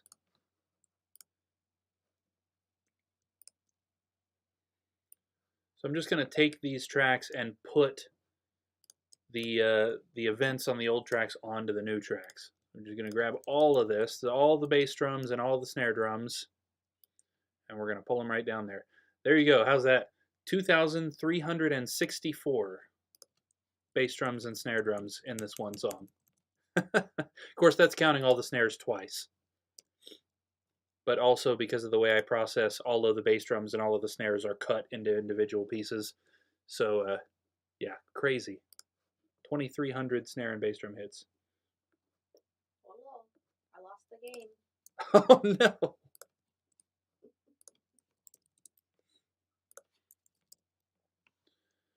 Okay, we need to set all of this junk up. So we've got an auxiliary for just the snare. We've got 2 different auxiliaries that are both reverb for the snare and a bass and snare master. So our snare top and bottom output to that. Then the snare needs to send out to that reverb.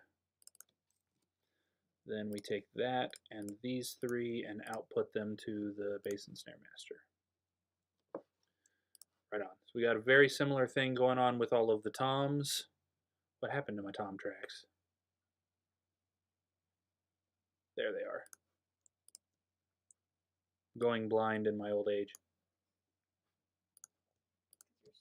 I'm so old. Move the toms down. Don't move them. There we go. 145 toms. So then we've got a toms reverb, which is going to be bus 8, and a toms master, which is bus 9. I'm going to send all of our tom tracks to the reverb. and then output to the toms and the reverb to the toms master. This, oh, Logic. A lot of times it will import tracks 0.1 decibels lower in volume than they were in the song I imported them from. Why? I guess so.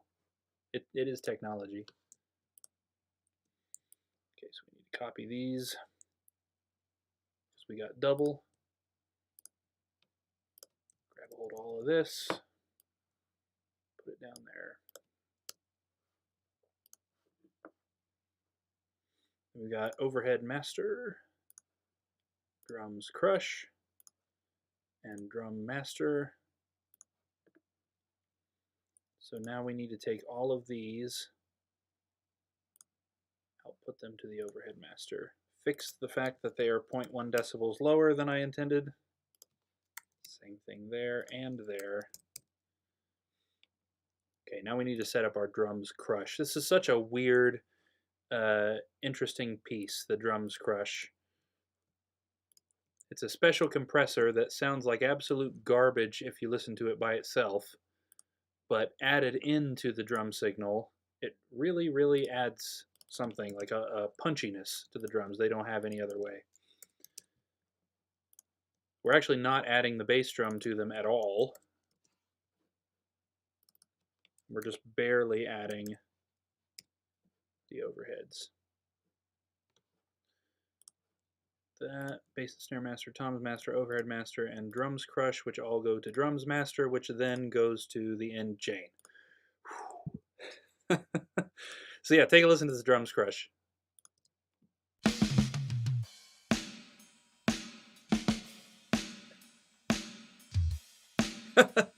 Sounds like crab, doesn't it?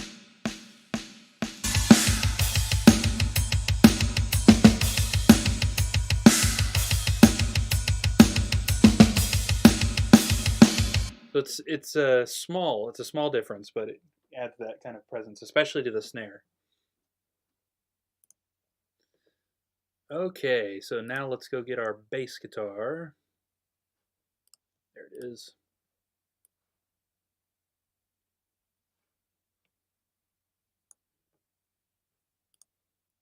Stick the bass down here. We got a bass guitar master here. So the bass outputs right to the master, which goes to the end chain. So in this case, the auxiliary is a little bit redundant, but any song that has multiple bass guitar tracks, that's helpful. So we got one volume slider that controls the overall volume of the entire bass. Okay, now we've got our rhythm guitars. This is one of the songs that has a center rhythm, I'm pretty sure, which means we're going to need an extra track. Yes, so I've got a center rhythm in this song, so we need to grab that. Probably Left for Dead would be the right place. Yep, rhythm center. No, that says, oh no, okay, I'm looking in the wrong place. That's correct. Stick all those down there. So now we've got our rhythm guitar master. Of course, all of the guitars output to that. And then that goes to the end chain.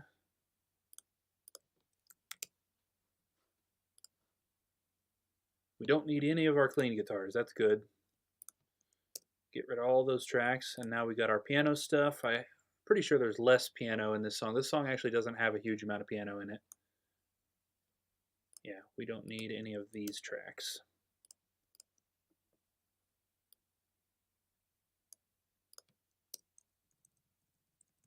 There we go.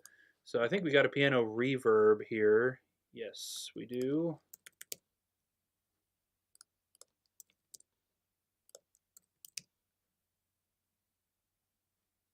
So the reverb is going to be 15. Piano's master is going to be 16. So we got two piano tracks that need to send to the reverb.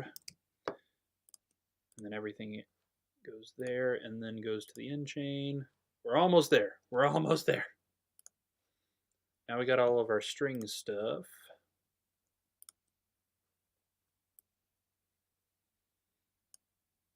Okay, so looks like we don't need the harp for this song, but we do need an organ track. Okay, that's gonna just go down here for the moment. Everything else should match up, I think. We need to swap those two.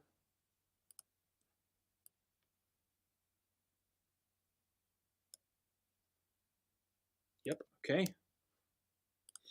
So we got two different auxiliaries doing reverb for the strings. So we have really, really big reverb on these strings that help them sound nice and epic. So both of these auxiliaries are going to be 17, and then you got the orchestra master on 18. So we send all of the orchestra elements to that reverb, and then output all of it to the master, and then output the master to the end chain. Okay, next we have some synths. Ooh, we got a choir track here too, I almost missed. That should actually be with the orchestra stuff. So let's set that up. Send it to the reverb, output to the master. Okay, so we need an organ track, it looks like. We've got a couple of those synths. Okay. So we just have a synths master over here. That's going to be 19. We just need to output all of this stuff over there.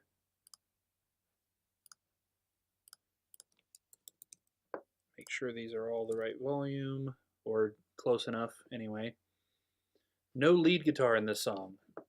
That's actually a strange thing about this album. There's actually not a whole lot of leads. There's not a huge amount of guitar solos or keyboard solos. It's weird. That's definitely unusual for us. What's wrong with you? Well, we were, lazy this time, I guess. Okay, now we do have Jerry's lead vocal recorded for this song. We're not going to be mixing it in today, but it is in here, so let's go ahead and set that up.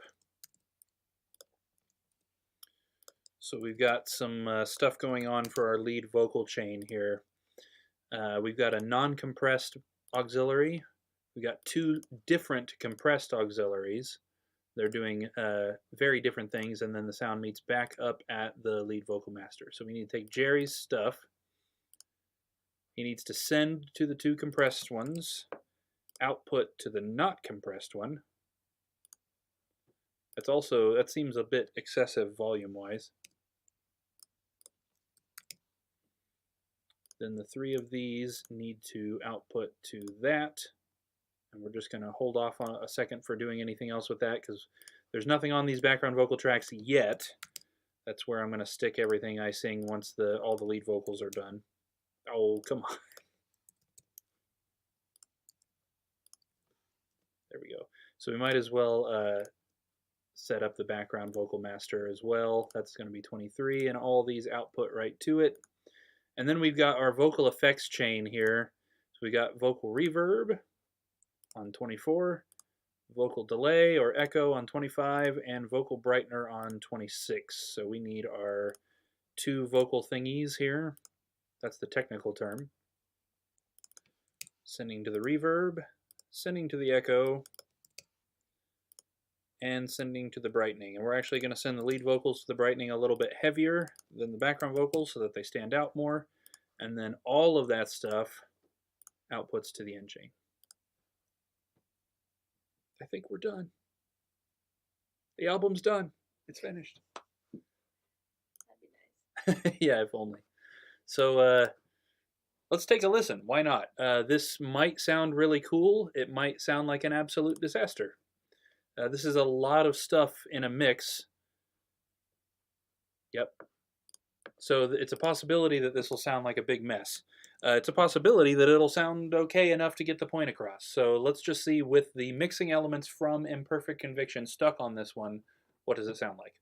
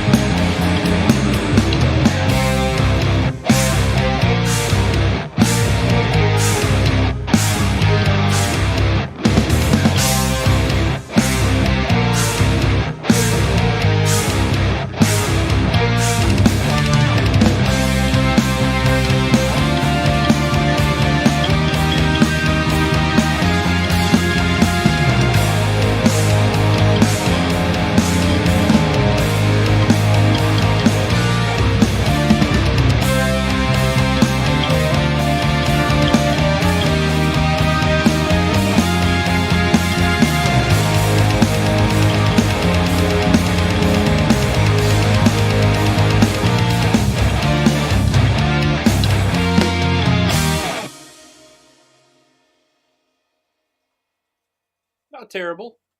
Not terrible. There's a lot of just stuff, That's the thing with these After Winter mixes. We could put it out like that and it would be okay.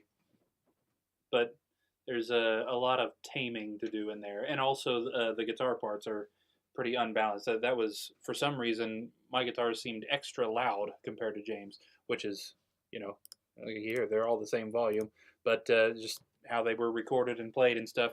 So that's one of the first steps. Now we're out of time for the stream tonight, but we got a whole lot done. So Imperfect Conviction, the one that we just finished, is one of the more not only long but really full of stuff songs. So we got a lot of that done. We got this one ready to get started. So the first thing to go through on that would be to go through the bass and see if there's anything that needs to be turned up or down. The beginning of this one seemed awfully flappy. Did you notice that? Flappy? Yeah, so we had a weird thing only on the pedal track. So we recorded a bass pedal track and a bass direct track. Only on the pedal track, a lot of times it was like the strings would just flap real hard and create this weird sound. So usually my first step is to go through the bass track and identify any time we get that weird flappy sound and turn it down real quick. And then once that's all done and the bass track sounds nice and even, then we'll go through the guitar tracks and identify any place James and I are playing different things so that we can make sure that those harmonies are always balanced and stuff. So, yeah, lots and lots of good work today. Probably won't be streaming this next Friday. There's a good chance we'll be doing a Kiss Meets the Podcast episode next Friday night, technology willing. That's we were actually going to be doing that tonight, and then technology just barred us in every direction we tried to go. But we think we've got a solution we're going to try out throughout the week. So next Friday we should have a Kiss Meets the Podcast episode on that channel, the Kiss Meets the Podcast YouTube channel, where the members of Kissish, myself and Eli and Dad and Harry, will be listening to our recreation of Dress to Kill, which we finished a couple of weeks ago. Came out really good. You can see all of that if you go back on this channel, no matter where you're watching. If you're on Facebook, scroll down the Riff Entertainment page. If you're on YouTube, check out the other videos. If you're on Twitch, check out the replays. Pretty much the entire mixing and guitar overdubs and vocal overdubs, all of that is available on these. You can check those out. And yeah, I think we're going to go ahead and wrap it up. So you have anything to say? Nope. All right, guys. Well, we are going to get out of here. So we had quite a few viewers at different points throughout this. So as always, guys, I really appreciate you taking the time to click on this, whether you're watching it right now or whether you're watching this later and it's not live. Either way, I appreciate the time you took to check this out and see what's going on over here. So I will catch you next time. Probably not next week, but maybe in a couple of weeks. We'll just kind of see what happens, see where things go. And we got tons of things to work on. This, the Kissish original album, the solo album thing that I've been working on. There's so much to do. So definitely catch you guys again sometime soon. Until then, see you later.